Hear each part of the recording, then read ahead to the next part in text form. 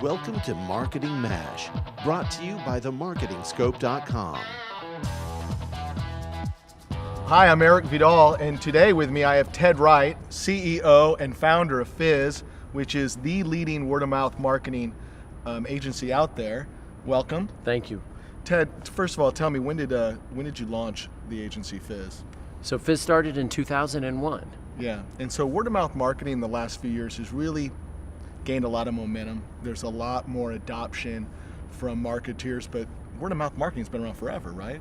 It has been, and our just having fun and researching that, word-of-mouth marketing as a discipline is at least 5,000 years old, right? The historic Buddha, Prince Siddhartha, was looking over the wall one day and realized that everyone was suffering, and he had this idea, and his idea was that people should work less with the material goods and more with things that are going on inside of themselves, self-improvement and things like that. And so a couple weeks after he had that thought, the record is that he walked out the palace gates and he never went back. And he walked around India for 30, 35 years, and then one day, sat under a banyan tree and ascended into heaven. And in the meantime, between walking out of the gates and that ascension, he walked around India for 35 years and had conversations with people and said to people, hey, this is what I'm thinking. This is why I'm thinking it. And if you dig my idea, if you think it's interesting, you should go tell other people. And we have, as many Buddhists as we have today from that one person who had that one idea. And then you went and decided to share it with other people, and they told two friends, and so on and so on. So do members of your agency, do they have that kind of commitment? Do they have the kind of commitment where for a word-of-mouth campaign? They're going to give up their their regal title and just bail and go off into the world? So it's interesting that you ask that, because that's a funny thought. But influencers, those people that really love something, they really want to go talk about it. And so word-of-mouth marketing is basically giving people an opportunity and a direction to do what they want to do already. Yeah. So if you're big into Ducati motorcycles and Ducati comes to you and says, hey man, it'd be really great if you came to this event, and if you see anybody there that you want to go talk to, you should go tell them why you love Ducati motorcycles. And they're like, oh, Ducati? I can do that? I can go and talk about the thing I love to people? Yeah. And they get super excited. Yeah. And then people that are professionals out there that are brand ambassadors, they're basically people that are going to talk about, that video game or that soda or whatever, because they're super into sodas or video games or motorcycles or whatever. And you as a company then are basically paying them to do what they would do anyway. So it encourages them to do it more. And quite honestly, it also encourages them to come to the Monday meeting and fill out all the paperwork so you know what they're doing. Yeah. So you can help plan and organize that. Yeah, so help me out. So what are the key differences with word-of-mouth marketing for a B2B company and say a B2C?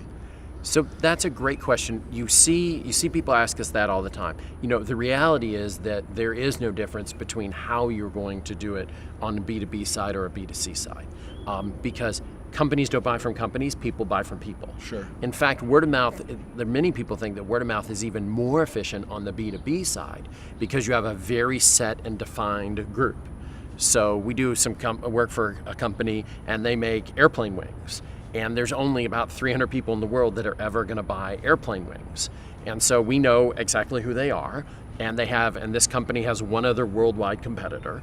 And so instead of coming down to price, what you really want to do is you really want one person who buys airplane wings to tell another person who also buys airplane wings, hey, I bought from this company and it was really great because of this.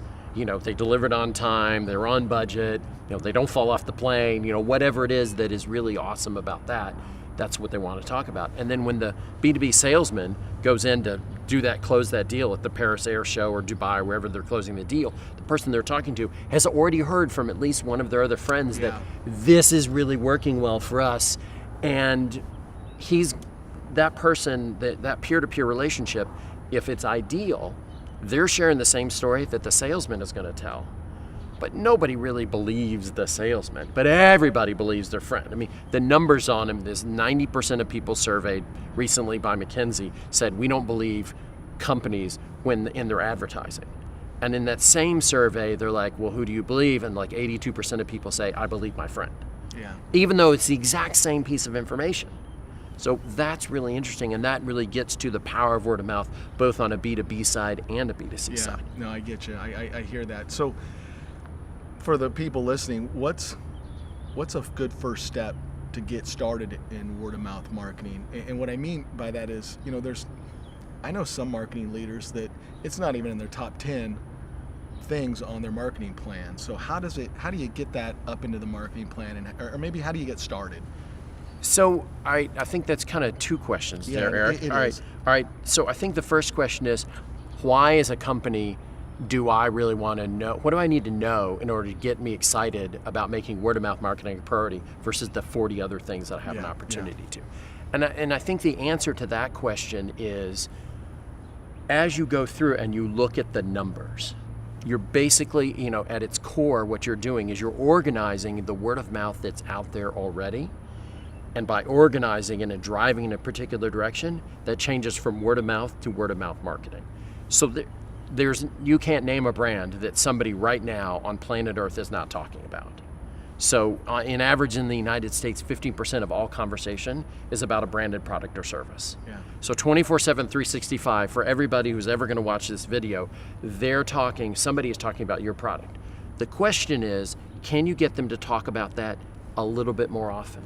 Or can you get their story to change a little bit more to make it more reflective about what's going on with your company today? And when that story gets out there, it's like when we were growing up, that old Breck commercial, and they told two friends and so on and so on. So that was a visual representation of what's called geometric progression, which is the really nerdy way of saying everybody tells two other people. But if you split that and go through 8 generations, Procter & Gamble thinks a single influencer in the United States is worth 1 million brand-specific conversations within that person's social network within a year. Wow. Given the power of the conversation, given how much truth-telling that is, and given how much relationship your brand is basically piggybacking on the trust that people have already created over weeks, days, years, decades of trust between them, your brand is piggybacking on top of that. That's eminently valuable. Yeah. So I think the first thing for companies to do is really explore and look and say, okay, is this math true? And Google is great. It'll take you to every third-party piece. Never believe agencies and what they tell you, because an agency never created a survey that didn't show that they weren't awesome. But go look at all the third-party stuff that's coming out of there and say, wow, this is really interesting. And then the second thing I think that you asked about was about the company. How do I know word of mouth is right for me? And that's where you have to ask yourself, is my brand worth talking about? And not in the sense of, oh, well, everybody in my company likes to talk about it, but in the sense of, if you and your wife are at a brunch on Sunday and the kids are running around and all the adults are having conversations at the table, and when you tell a story about something, did your wife kick you under the table and say, and give you the look that says, I didn't bring you here to be a Budweiser salesman or a diaper salesman or whatever? Or does everyone on the table go, that's really interesting. I never knew that about X product or Y product. And not to pick them on Budweiser or diapers or any other product.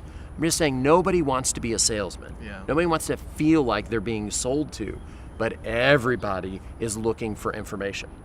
Because the reality is that in North America, we have basically bailed on broadcast as the main thing that we're getting our information for, and we have replaced that with getting our information from our friends. And it's got to be more informational or educational. It's got to be more authentic, real. Yes. And friends bring that. Friends do bring that. It's almost impossible to have an inauthentic conversation with somebody that you like. Yeah.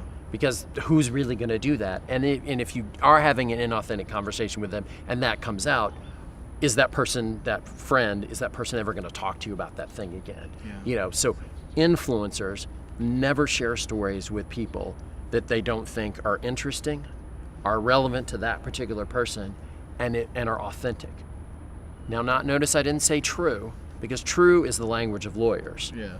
Authenticity is the language of friends. Yeah. And it's impossible to be authentic without it also being true. Yeah. But you can definitely, the obverse can be true. But then it sounds like weasel words, and friends don't talk to people like that. Yeah.